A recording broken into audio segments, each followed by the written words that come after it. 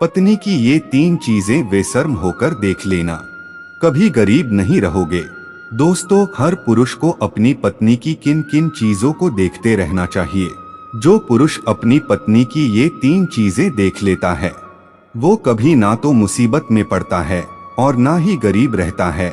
जीवन में यदि पछताना नहीं चाहते हो तो इस वीडियो में बताई जाने वाली बातों पर जरूर गौर करना। दोस्तों, आज की वीडियो में बड़ी ही सीख देने वाली है, मनुष्य को सावधान करने वाली है। यह तो आप जानते ही हैं कि जो व्यक्ति अपने जीवन में सावधान नहीं रहता, सतर्क नहीं रहता, वे एक दिन बहुत बड़े संकट में फंस जाते हैं। कहते हैं, असावधान, पागल, मूर्ख, मतवाली और लापरवाह लोग अधिकतर विनाश को प्राप्त होते रहते हैं। इसीलिए मनुष्य को चाहिए कि वो अपने जीवन को लेकर, अपनों को लेकर सचेत रहे, तो वह कभी विपत्ति में नहीं पड़ेगा। इंसान को हर समय अपनी पत्नी, पुत्र, पोत्रों को लेकर एक्टिव रहना चाहिए ताकि वे गलत मार्ग का अनुसरण ना करने लगे। कहते हैं, जो व्यक्ति एक बार गलत मार्ग पर निकल गया तो धीरे धीरे वह उसकी आदत बन जाती है। फिर उसे सही राह पर लाना बड़ा कठिन हो जाता है या फिर बहुत देर हो जाती है। जो व्यक्ति इस वीडियो को लास्ट तक सुन लेगा, उनका कभी बुरा नहीं होगा, ना उन्हें पत्नी, पुत्र, पोत्रों की ओर से कभी धोखा मिलेगा। साथ ही साथ आपसे निवेदन है कि जो हमारे चैनल पर पहली बार आए हैं, वे चैनल को सब्सक्राइब जरूर कर लें, क्योंकि मैं आपको इसी तरह की शिक्षा पर जानकारी देता रहता हूँ। तो आइए सुनते हैं आज की यह ज्ञानवर्धक कहानी। दोस्तों, पुराने समय की बात है। किसी राजा के राज्य में एक बड़ा सज्जन और ईमानदार सौदागर रहता था। वह अपने काम के सिलसिले में अक्सर बाहर जाता रहता था। उसके घर में एक उसकी पत्नी थी जो देखने में बहुत सुंदर थी। सौदागर अपनी पत्नी को बहुत चाहता था। उनके दिन बड़े आनंद से बीत रहे थे। और कहते हैं दोस्तों, जिस घर में पति और पत्नी के बीच का लह नहीं होती, वो घर स्वर्ग बन जाता है। सौदागर और उसकी पत्नी के बीच अटूट प्रेम और एकता को देखकर गांव के अन्य लोग उनसे जलते रहते थे। इस दुनिया का ये स्वभाव है, आप अच्छा करोगे तो भी कुछ लोग आपके विरोधी होंगी और बुरा करोगे तो भी। ईर्ष्यालु लोगों को किसी का अच्छा खाना, किसी का अच्छा हंसना, बोलना अच्छा नहीं लगता। वे किसी को अपने से अधिक तरक्की करते नहीं देख सकती। सौदागर और उसकी पत्नी के बीच प्रेम की चर्चा पूरे राज्य में होती थी।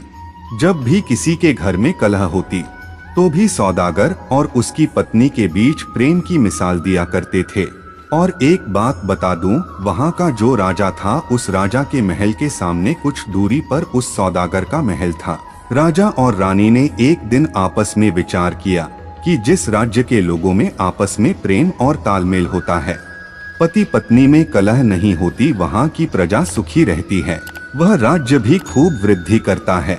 राजा रानी ने सोचा कि कुछ ऐसा करना चाहिए जिससे हमारे राज्य के लोगों में आपस में सद्भाव रहे, आपस में प्रेम रहे, जिससे राज्य की उन्नति हो। राजा ने विचार किया कि दीपक प्रेम का प्रतीक होता है। जैसे तेल और बाती मिलकर अंधेरा मिटा देती है, ऐसे ही लोग आपस में मेल जोड़ से रहें तो निर्धनता मिट जाती है।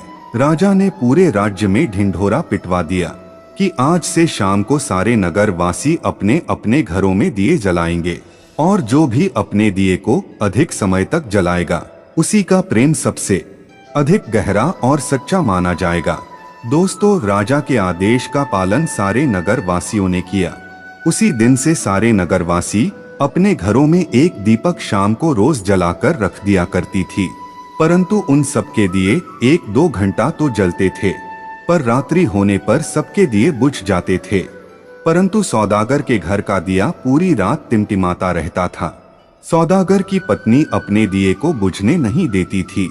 राजा रानी रोजाना अपने महल की छत पर से पूरे शहर का नजारा देखते थे कि सारे नगरवासियों के दिए तो रात होने पर बुझ जाते हैं, परंतु सौदागर के घर का दिया पूरी रात जलता है। इसका मतलब सौदागर और उसकी पत्नी में बहुत अधिक प्रेम है, इसलिए उनका दिया पूरी रात नहीं बुझता है। जरूर ये सौदागर बड़ा सज्जन और सदाचारी है। इस सौदागर की सूझबूझ के कारण ही उन दोनों में प्रेम बना हुआ है। रानी कहने लगी, नहीं नहीं महाराज, सौदागर नहीं। जरूर उस सौदागर की स्त्री बड़ी समझदार स्त्री है, जिसकी वजह से उन दोनों में इतना गहरा प्रेम बना हुआ है। महाराज, जिस घर की स्त्री समझदार नहीं होती है, उस घर में कलह और कलेश बने रहते हैं। स्त्री चाहे तो घर को स्वर्ग बना दे और स्त्री चाहे तो घर को नरक भी बना दे। स्त्री चाहे तो घर में कभी लड़ाई झगड़े ही ना हो। जरूर इस सौदागर की स्त्री मेरी तरह समझदार है और मेरे जैसे ही गुण विचार वाली होगी। तब राजा कहता है रानी, मैं तुम्हारी बातों से सहमत नहीं हूँ। घर में अगर पुरुष समझदार हो और एक बार कोई स्त्री थोड़ी कम बुद्धि वाली भी हो, तो घर में कलह होने के अवसर कम रहते हैं। एक कहे तो दूसरा मान ले, दूसरा कहे तो पहला मान ले। इस प्रकार से चलने से घर में शांति बनी रहती है। जरूरी ही सौदागर मेरी तरह गंभीर और शांत चित्त वाला होगा। इसी की समझदारी से दोनों में सद्भाव बना हुआ है। सौदागर और उसकी पत्नी के प्रेम को लेकर राजा और रानी में जोरदार बहस होने लगी। धीरे धीरे बहस झगड़े में बदलने लगा। राजा और रानी का प्रेम सौदागर के प्रेम के चक्कर में बलि चढ़ने लगा। रानी अपनी बात पर अड़ी थी, राजा अपनी बात पर। रानी कह रही थी कि स्त्रियां ज्यादा समझदार होती हैं और राजा कह रहा था कि पुरुष अधिक समझदार होते हैं। रानी कह रही थी कि सौदागर की पत्नी जरूर मेरे गुण विचारों की है। राजा कह रहा था कि सौदागर जरूर मेरी तरह बुद्धिमान है। इसी बात को लेकर उन दोनों में काफी तीखी नोक झोंक होने लगी। राजा रानी की बहस को देखकर उनके एक सेवक ने बताया, महाराज, आपस में बहस करने से अच्छा है कि उन दोनों की परीक्षा कर ली जाए। आपस में बहस करने से घर की सुख शांति नष्ट हो जाती है। दोस्तों, सेवक की बात राजा के समझ में आए। उसने तुरंत उसी सेवक से कहा कि तुम बात तो ठीक कहते हो। एक काम करो, तुम सुबह सुबह उस सौदागर के पास जाना और उससे कहना कि हे सौदागर, राजा ने तुम्हें एक ऑफर दिया है। यदि तुम अपनी पत्नी को घर से निकाल दो तो राजा तुम्हें सोने चांदी हीरे मोतियों से मालामाल कर देगी, और यदि तुम अपनी स्त्री को जान से मार दो तो राजा तुम्हें आधा राज्य दे देंगे। दोस्तों, राजा के सेवक ने वही बातें जाकर वह सौदागर से कह दिया। राजा का संदेश सुनकर सौदागर को बड़ा गुस्सा आया। सौदागर तेज स्वर में कहने लगा, अरे राज सेवक, जाओ जाकर अपने राजा से कह देना कि वे पूरे राज्य का राजा भी यदि वे बना दे तो भी सौदागर यह काम नहीं करेगा। इंसान की जान से अधिक मूल्यवान राजा का पूरा राज्य भी नहीं हो सकता। मैं अपनी पत्नी से बहुत प्रेम करता हूँ। ऐसे सैकड़ों और राज्य मैं अपनी पत्नी के लिए न्यौछावर कर सकता हूँ। दोस्तों, सौदागर का जवाब सुनकर राजा का सेवक राजा के पास लौट आया और सौदागर ने जो जो जैसा कहा था वह सब राजा को आकर सुना दिया। सौदागर का जवाब सुनकर राजा बहुत प्रसन्न हुआ। उसने अपनी रानी से कहा, देखा रानी, सौदागर कितना समझदार है। उसने इतने बड़े राज्य को भी ठुकरा दिया। अपनी पत्नी के प्रेम के आगे उसने इतने बड़े राज्य को भी ठुकरा दिया। इससे ये सिद्ध होता है कि सौदागर बहुत श्रेष्ठ और बुद्धिमान है। दोस्तों, तब रानी कहती है, जरा ठहरो महाराज, मैं भी उस सौदागर की स्त्री की परीक्षा लेकर देख लूं। इतना कहकर रानी ने एक दासी को बुलाया और उसे सीखा पढ़ाकर सौदागर की पत्नी के पास भेजा। रानी की दासी सौदागर के घर गई।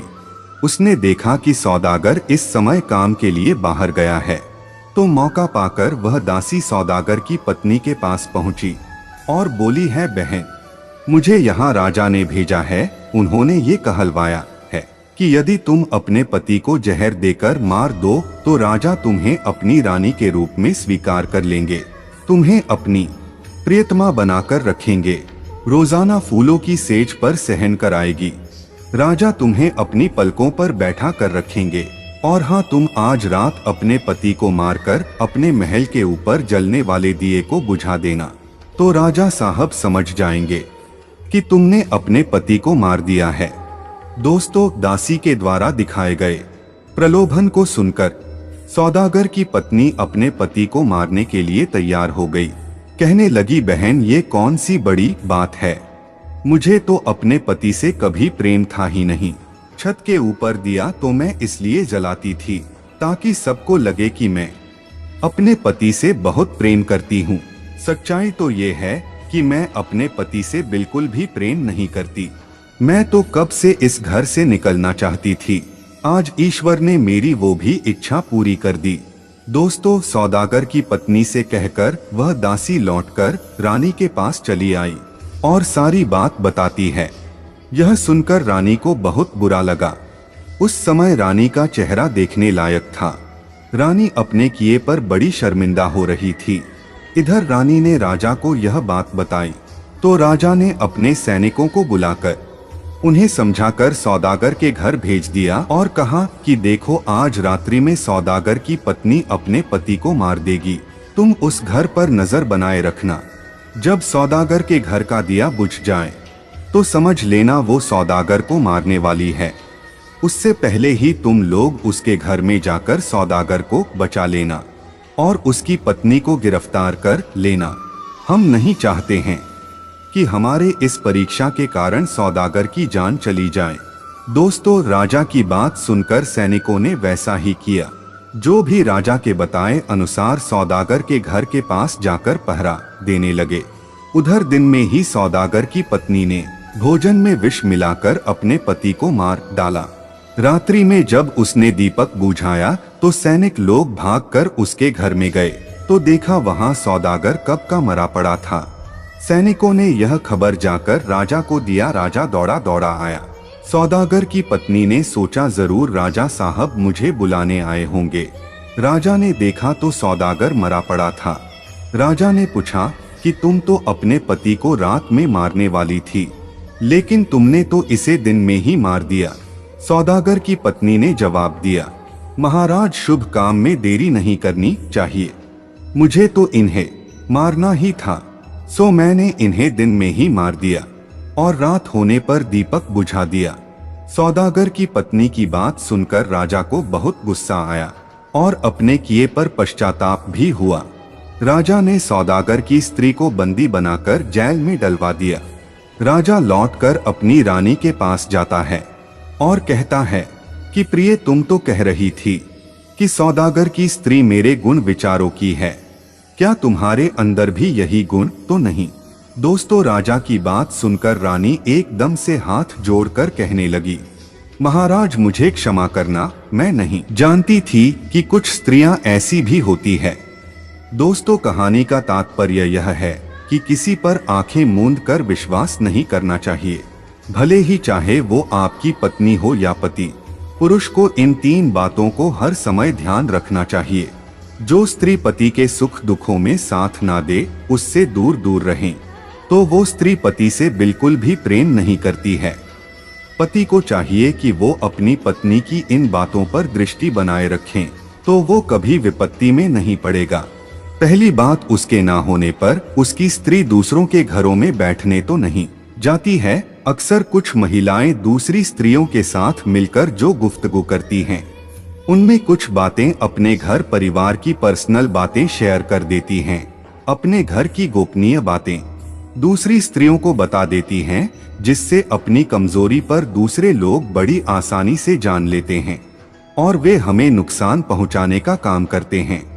इस बात को पुरुषों को जरूर देखना चाहिए। दूसरी बात, स्त्री को अधिक समय के लिए अकेला ना छोड़े या पुरुषों के बीच अकेली स्त्री को लंबे समय तक ना रहने दे। यदि ऐसा करना पड़े तो गुप्त रूप से उस पर नजर बनाए रखें। ऐसा करने से स्त्री दुष्ट पुरुषों के चंगुल में नहीं आएगी। और तीसरी बात, स्त्री की गतिविधि पर हर समय नजर बनाए रखें कि आपके ना होने पर वो अकेली कहा जाती है। क्या करती है स्त्री यदि भटकती है, इस बात का जिम्मेदार भी पुरुष ही होता है कि वो अपने घर की किसी मूल्यवान वस्तु पर या व्यक्ति पर इतना लापरवाही कैसे हो गया। उसकी देख रेख, उसकी सुरक्षा की जिम्मेदारी आपकी ही थी। आपने उसे क्यों नहीं देखा? दोस्तों, इन 3 बातों पर जो नजर रखता है वो कभी निराश नहीं होता, उसे कभी पछताना नहीं पड़ता। तो प्रिय दोस्तों, यह कहानी आपको कैसी लगी कमेंट के माध्यम से जरूर बताना। तो दोस्तों, आज की वीडियो में बस इतना ही। मिलते हैं अगले वीडियो में, तब तक आप अपना ध्यान रखिएगा।